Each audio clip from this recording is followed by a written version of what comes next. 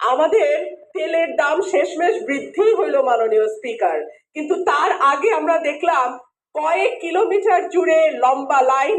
আমরা দেখলাম মাঝরাত পর্যন্ত ড্রাইভাররা দাঁড়িয়ে আছে, তারা তেল পাচ্ছে না, কিন্তু সরকারের সেই ব্যাপারে কোনো হেলদোল নাই। আশ্চর্য হয়ে লক্ষ্য করলাম মাননীয় স্পিকার, মন্ত্রীরা যখন সংসদে বক্তব্য দেন তখন তারা অবলীলায় বলেন বাংলাদেশে জ্বালানির কোনো ঘাটতি নাই, কিন্তু মাননীয় স্পিকার যখন তেল নিতে যায় তখন দেখা যায় 3 কিলোমিটার লম্বা লাইন। মাননীয় স্পিকার, সরকার সম্ভবত কিছু পদক্ষেপ গ্রহণ করবার ঘোষণা দিয়েছে। তার একটা হচ্ছে মার্কেট প্লেস 7টা বাজে বন্ধ করে দেয়া।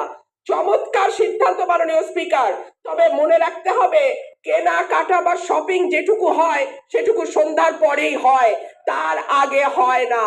তুই হইল অফিস আদালতের সময় বলে পরিবর্তন করবে, 5 দিনের জায়গায় 4 দিন বা 3 দিন তারা কর্মঘণ্টা ঠিক করবে, কিন্তু প্রশ্নটা হচ্ছে যদি জ্বালানির কোনো সংকটই না থাকে তাহলে এত লম্বা লাইনই বা কেন, দামই বা বাড়াইতে হয় কেন, অফিস কর্মসূচি সময় পরিবর্তন করতে হয় কেন? এই প্রশ্নগুলা তো ওঠে মাননীয় স্পিকার।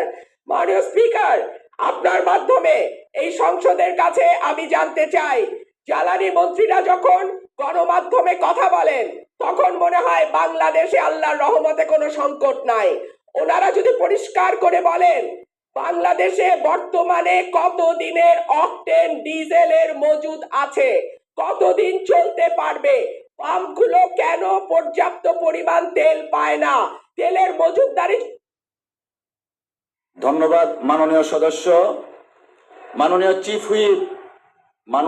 হুইপ প্লিজ আপনারা বসেন দয়া করে। মাননীয় চিফ হুইপের মাইকটা দেন প্লিজ।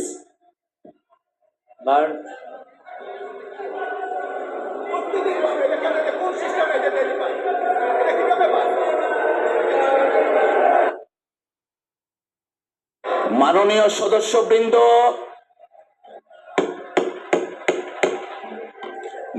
সদস্যবৃন্দ, please let us discipline ourself. মাননীয় চিফ হুইপ আপনি দাঁড়িয়েছিলেন।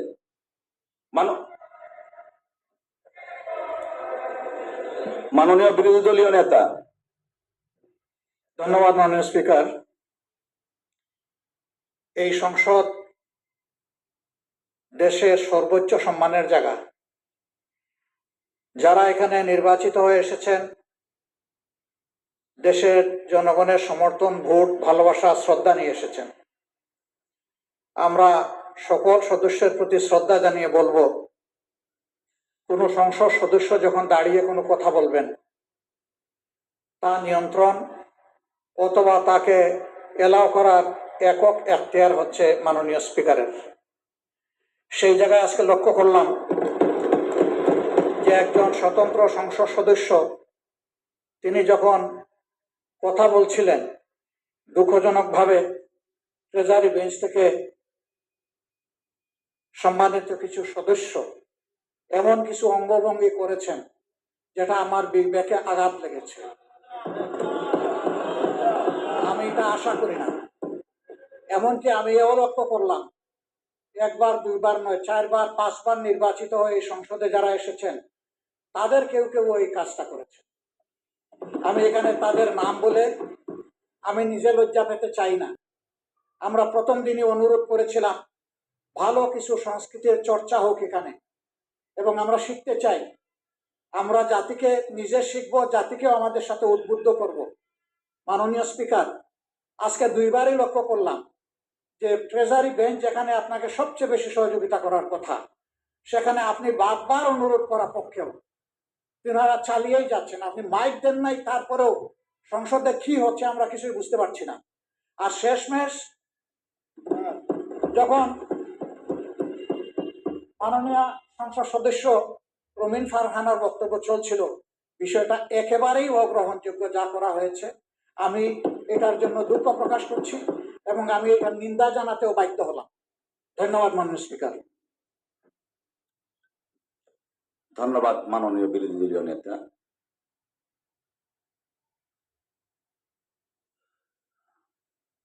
মাননীয় চিফ হুইপ কিছু বলতে চাচ্ছেন?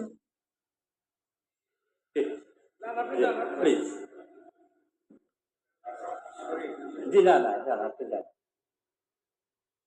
মাননীয় মাননীয় স্পিকার, বিষয়টা হলো যে এই বিষয়ে এখানে যে প্রশ্নটা উঠছে যে মাননীয় সদস্য আমাদের মনির হক সদস্য 7বার নোটিশ দিয়েছেন, কিন্তু তিনি একবারও পাননি, কথা বলতে পারেননি।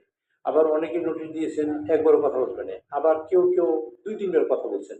তা আপনার সিদ্ধান্ত চূড়ান্ত, এই ব্যাপারে সঠিক আছে। মাননীয় বিরোধী নেতা অত্যন্ত সুন্দর করে সঠিকভাবে বলেছেন যে আপনার সিদ্ধান্ত চূড়ান্ত। তো মাননীয় স্পিকার, এই যে রুলিংটা, সেটা 1996 সালের 8ই আগস্ট সেই রুলটা দেওয়া হয়েছে।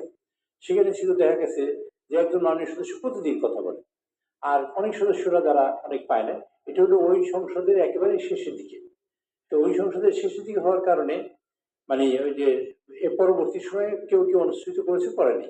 আমি আপনাকে অনুরোধ করতে চাই, মাননীয় সদস্য কিন্তু প্রায় আমাদের 220 জন নতুন, এরা সবাই কথা বলতে চায় এবং কথা বলতে চায় তাদের এলাকা সম্পর্কে, দেশের গুরুত্বপূর্ণ বিষয় সম্পর্কে বলতে চায়। আমি সেক্ষেত্রে আমি আপনাকে অনুরোধ করি যে এখানে নোটিশ দেওয়ার ব্যাপারে আমি আপনার মাধ্যমে সবকে অবহিত করতে চাই, যিনি নোটিশ